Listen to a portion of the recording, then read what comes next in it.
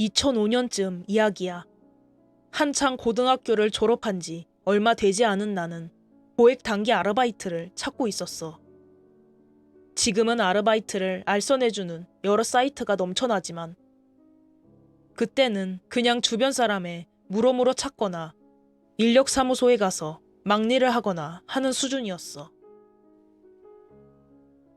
때문에 고액 단기 알바라고 한다면 대부분 시체 닦기라든가 생물학적 동등성 실험, 일명 마루 혹은 동태잡이라고 철도에서 시신을 처리하는 일 같은 것들이 고액 알바랍시고 소문을 타고 돌아다녔어. 사실을 말하자면 그런 알바는 없는 거나 다름없었어. 구하는 것도 어려울 뿐 아니라 실제로 아르바이트생에게 맡길 일들은 아니었거든. 그때가 딱히 먹고 살기 편한 시절은 아니었어. 월드컵도 넘기고 한창 외환위기를 극복하는 시절이라고는 하지만 서민들의 실상은 결코 그렇지 않았어. 외환위기 당시에 수많은 실업자가 생겨났고 사금융도 들불처럼 번지던 시기였어. 하여간 지금과 마찬가지로 국가는 흑자니 IT니 어쩌니 하지만 실제로 사람들의 빚은 계속 늘어나기만 하던 시절이었어. 물론 외환위기 당시보다는 나았다만. 그런 연유로 나 역시도 대학 입학 전에 등록금이라도 좀 벌어보고자 아르바이트를 결심했는데 최소한 3달은 빡시게 일하고 1학년 신나게 놀다가 2학기쯤에서 휴학하고 군대에 입대할 생각이었어. 여름방학엔 여행도 가고 싶었기에 빡시게 돈 벌 생각을 했어. 대학 등록금도 매우 가파르게 오르고 있어서 부모님에게 눈치가 보이는 것도 좀 있었지. 그런 와중에 친구에게 연락이 왔어. 알바 자리를 하나 구했는데 매우 고액 알바라고 했었지. 최저시급도 지금의 절반에 가까운 시절이었는데 하루에 10만 원을 주겠다는 파격적인 일이었어. 일당 10만 원에 약 3일 정도 일할 예정이고 딱히 기술도 필요 없다고 했어. 요약하자면 집을 청소해주는 일이라고 했어. 나는 무슨 청소 알바에 일당 10만 원을 주냐고 되물었고 잠시 머뭇거리던 친구는 사람이 죽은 집을 청소하는 일이라고 답했어. 물론 절대 쉬운 일은 아니었어. 시신의 잔해와 냄새 등 흔적을 완전히 지워야 했기에 집 전체를 뜯어내고 새로 시공을 해야 한다고 했어. 그나마 겨울이기 때문에 괜찮다고 말하더라고. 방이 냉랭해서 여름처럼 구더기가 기어나오는 꼴 같은 건 없을 거라고 했거든. 그게 농담인지 아닌지는 모르겠다만. 하지만 사람이 죽으면 온갖 오물이 나와서 바닥을 오염시키는 데다가 그 누구도 사람이 죽은 집의 집기를 계속 사용하고 싶어 하지 않았기 때문에 아예 내부의 가구들을 전부 뜯어내고 벽지부터 바닥까지 새로 해야 했어. 난 잠깐 고민하다가 바로 하겠다고 답했어. 누구나 알다시피 20살 초반에는 무슨 일이든 짧고 돈만 많이 주면 혹하는 게 대부분이라 나 역시도 아무 생각 없이 친구를 따라갔어. 그때 좀 더 생각을 해봤어야 하는 건데 현장은 서울의 모 주택가, 좁은 도로 좌우로 낡은 빌라들이 가득 들어찬 마을이었어. 사실 이런 일을 할 때는 여기서 무슨 일이 일어났는지에 대한 건 묻지 않는 게 불문율이었어. 그 누구도 그런 얘기를 하려 하지 않고 물어보면 되려 화를 낸다고 친구가 미리 말해줬어. 그런 주의사항을 들었기 때문에 난 그저 닥치고 묵묵히 벽지를 뜯어내고 장판을 드러냈어. 첫날 친구 녀석은 전날 술이 떡이 되게 마셔서 오지 못했고 나 혼자 오게 되었는데 그 탓에 더더욱 서먹했어. 나보다 나이 많은 형 몇이 그나마 말을 걸어주지 않았다면 그날 하루 종일 내가 할 수 있는 말은 얘밖에 없었을 거야. 물론 그런 말 몇 마디도 별로 많지 않아서 정말 닥치고 일만 했지만. 그런데 계속 청소를 하다 보니 마음속에서는 알 수 없는 불길함이 엄습했어. 15평, 17평 되는 작은 빌라였는데 정말 오래된 건물인지 천장도 낮고 화장실의 타일은 누렇게 변색되어 있었어. 바닥의 장판들은 어째서인지 딱 보기에도 새카맣게 얼룩이져 있었는데 알 수는 없지만 그것이 핏자국이라는 생각이 강하게 들었어. 그 자국은 방 여기저기 잔뜩 묻어 있었고 안방은 매우 넓게 퍼진 형태, 거실은 여기저기 흩뿌려진 형태였어. 방은 두 개로 하나는 안방, 하나는 아이들 방인 듯 했는데 아이들 방에는 작은 2층 침대가 있었어. 그 방엔 피는 묻어 있지 않았지.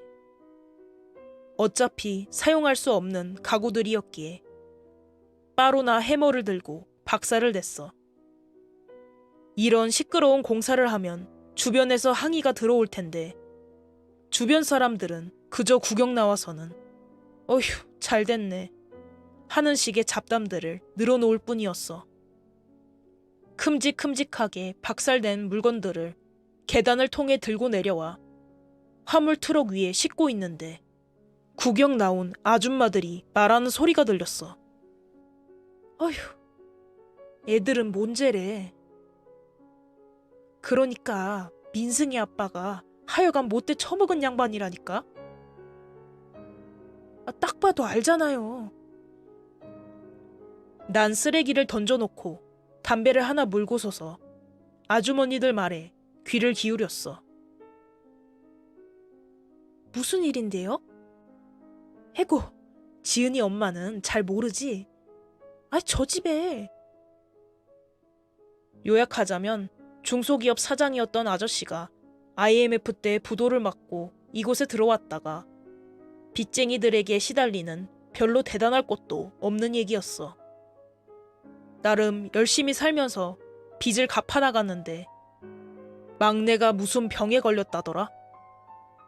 때문에 아버지라는 사람이 결국 생활고를 못 이겼는지 잠자는 아내를 장도리로 내리쳐 살해하고 아이들은 목 졸라 살해한 다음 본인도 농약을 먹고 죽었다는 얘기였어.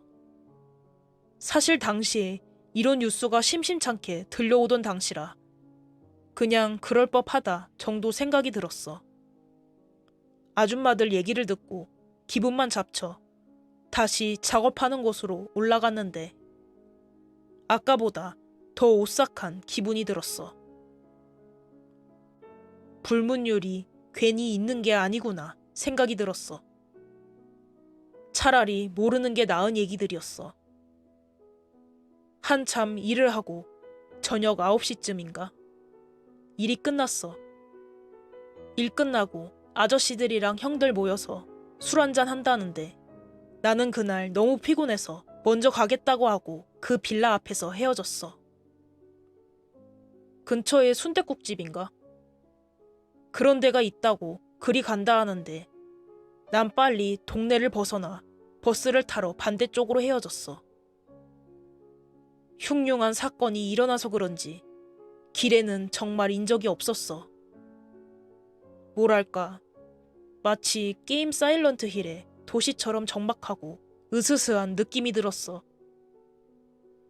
그때 왜 그랬는지는 모르겠는데 갑자기 뒤를 돌아보면 안 될 것 같은 느낌이 확 들더라고. 근데 또 나도 모르게 뒤를 돌아보게 되더라. 정말 공포영화 등장인물들 욕할 게 못 된다는 걸 그때 느꼈지. 보면 안 되는 느낌이 드는데 나도 모르게 돌아본다니까. 뒤를 딱 돌아봤는데 누군가 후다닥 하고 숨는 게 보였어. 아니, 보인 건지 느낀 건진 모르겠지만 그런 느낌이 확 들었어.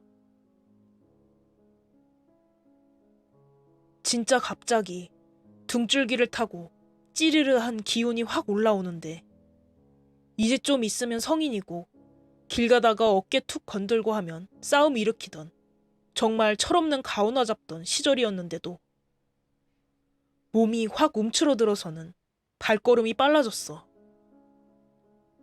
그렇게 골목을 벗어나 버스를 타고 집으로 돌아오는데도 계속 뒤가 근질거렸어.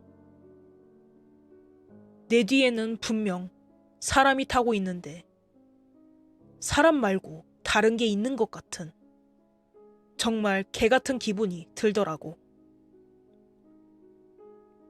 소개비를 떼는 것도 아니었기 때문에 내일부터는 좀 미안하더라도 일 못 나간다는 연락은 해야겠다는 생각이 들었어. 근처 지하철역에 도착하고 나서 버스에서 내리는데 또 이 빌어먹을 눈이 제멋대로 아까 내가 앉아있던 쪽을 바라보더라고. 그리고 거기서부터 악몽이 시작됐어.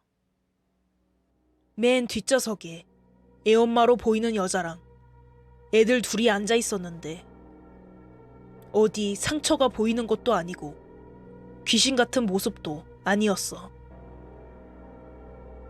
그런데 절대 사람 같지 않다는 느낌이 확 나는 거야.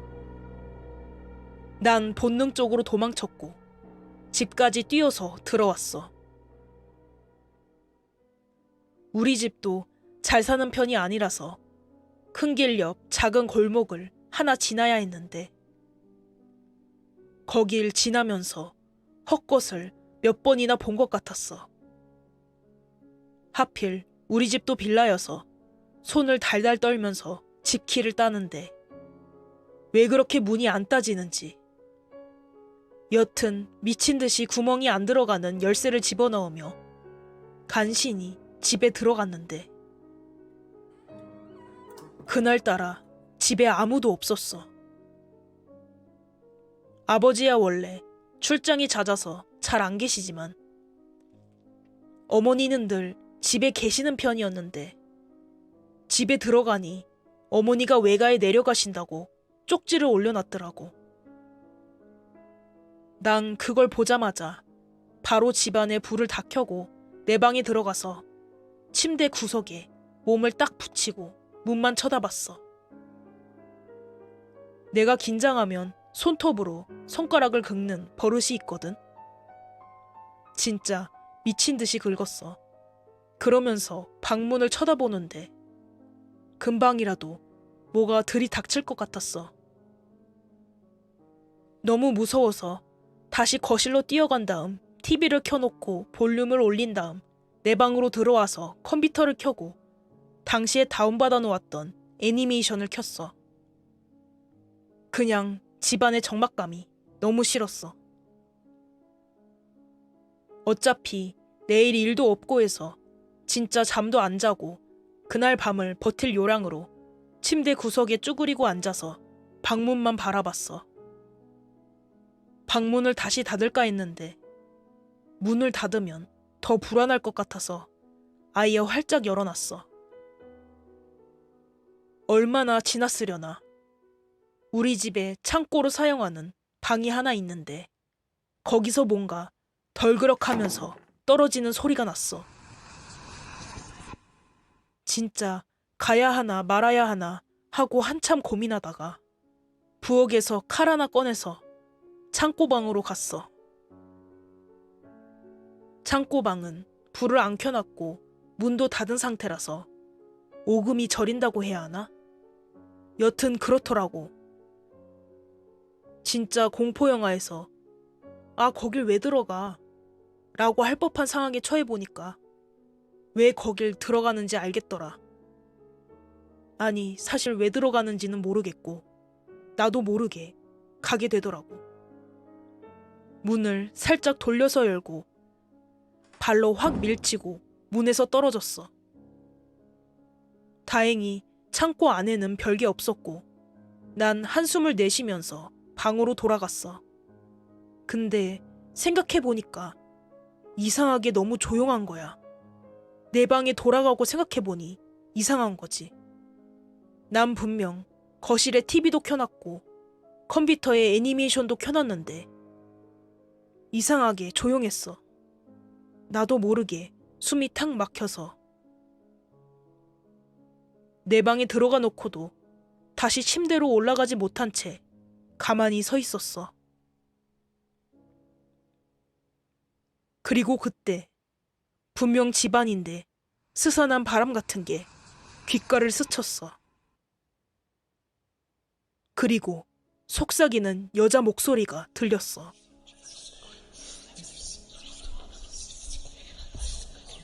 알 수 없는 말. 아니, 너무 빨라서 그런 건지, 너무 작게 속삭이니까 그런 건지 모르겠는데, 목소리가 계속 들렸어. 정말 움직이지도 못하겠더라. 한참을 그 목소리 때문에 움직이지도 못하고 엉거주춤 선 그 자세에서 계속 그 목소리만 듣고 있었어. 제발 내 눈앞에 나타나지만 않았으면 좋겠다고 생각하면서 그냥 이대로 빨리 해가 밝았으면 하면서 말이야. 근데 다리 쪽에서 이상한 느낌이 들었어. 진짜 보지 말아야 하는데 정말 어쩔 수 없다니까. 느낌이 들면 확인을 할 수밖에 없어. 그래서 슬금슬금 내려다봤는데 어린 남자애가 마치 수영장에 떠 있는 것처럼 바닥에 반쯤 잠겨서 날 쳐다보고 있었어. 눈이 마주쳤고 난 냅다 뛰어서 집 밖으로 도망쳤어. 신발도 안 신고 윗옷 하나 걸치지 않은 상태에서 집 밖으로 뛰어서 큰 길로 나갔어. 그리고 24시간 영업하는 순댓국집에 들어가 밤새도록 술을 퍼마셨어. 날이 밝고 난 곧장 알바를 그만뒀고 그 이후로 다시 나타나지는 않는데 가끔 그 생각하면 등골이 오싹하면서 뒤에 뭔가 있는 기분이 들어. 너희들도 알바 가려가며 해. 진짜. 오늘 준비한 이야기는 여기까지입니다. 구독과 좋아요, 알림 설정은 큰 힘이 됩니다. 시청해주셔서 감사합니다.